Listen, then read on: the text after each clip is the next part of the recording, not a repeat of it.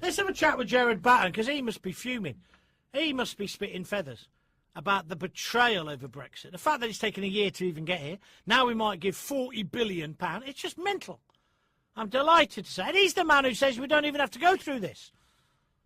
Gerard Batten, UKIP MEP, Hello. Joins us for London. Hiya, Gerard. Hello, Johnny. Yeah, I forgot what I was going to talk about after listening to your last segment. Are you an alpha male or what? Or what do you, where are you on the scale? On the scale, are you pansy like Nick, or are you more alpha male, or somewhere in between? I think I'm just a tired old man, really. I'll have to ask Lawrence, your agent. Hey, listen, let's get on with it. What's going on? 40 billion, Gerard? Well, I mean, you don't know whether to laugh or cry, do you? No. She hasn't got a clue. She absolutely hasn't got a clue. She and the government have been like rabbits in the headlights since the 24th of June last year. They don't know what to do. They don't really want to leave. They're desperately trying to find a way of not really making it happen. And, I mean, it is a national humiliation, the way that she's approaching this. And going and saying, please, May, we didn't even turn up until the summer. David Davis finally was sent off. Oh, please, how may we leave, sir? Yeah. Oh, it's going to cost you 100 billion euros. Oh, dear, we can't afford that.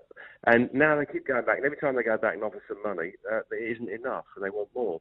And you had that lunatic, Verhofstadt, saying that, anyone that's ever set foot in the UK on a day trip is entitled to everything we can possibly offer in housing, benefits, education, and it belongs to their children and their descendants as well.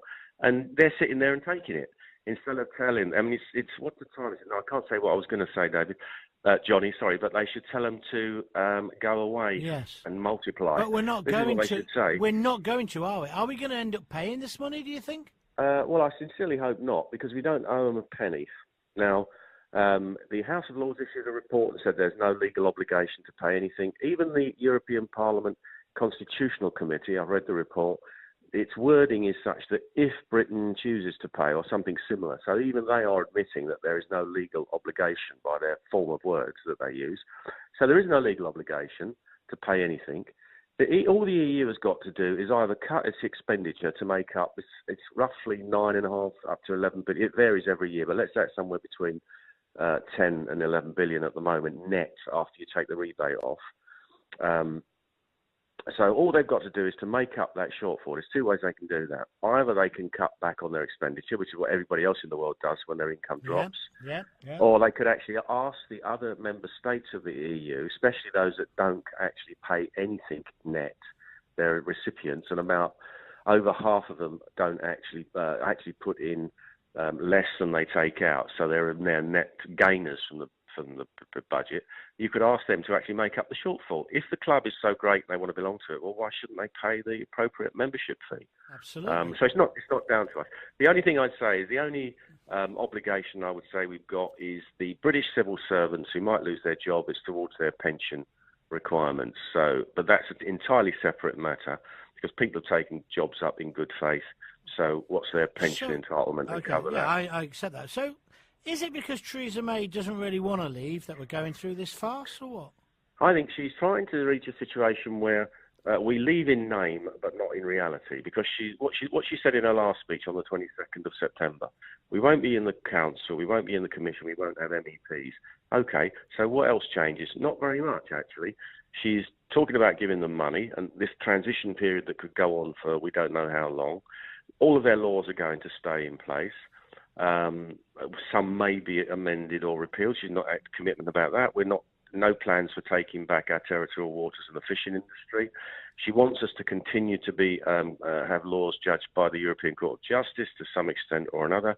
And one of the big things in that speech, which few have picked up on, is that she plans a security treaty, which means that we would be bound by their military and foreign policy ambitions and keep all their police and criminal justice measures like the European arrest warrant.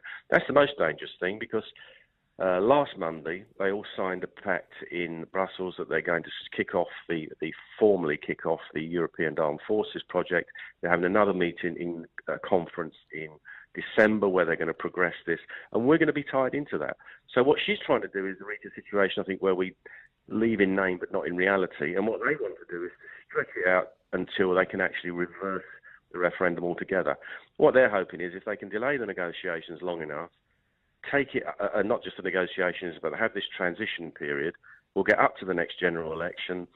There'll be an election, so at the moment, Tories or Labour are going to win, and they could then reverse the referendum saying they've got a fresh mandate and, everything's changed and we've got a different deal. And they won't, unless UKIP becomes an electoral threat again, then they can do that. Absolutely. The only reason they won't be able to do it is if they haven't got an opponent taking votes away from them, which is our challenge now to actually make ourselves an electoral threat once more. Gerard, it's all a depressing thought. Thank you for joining me. Gerard Batten, UKIP MEP.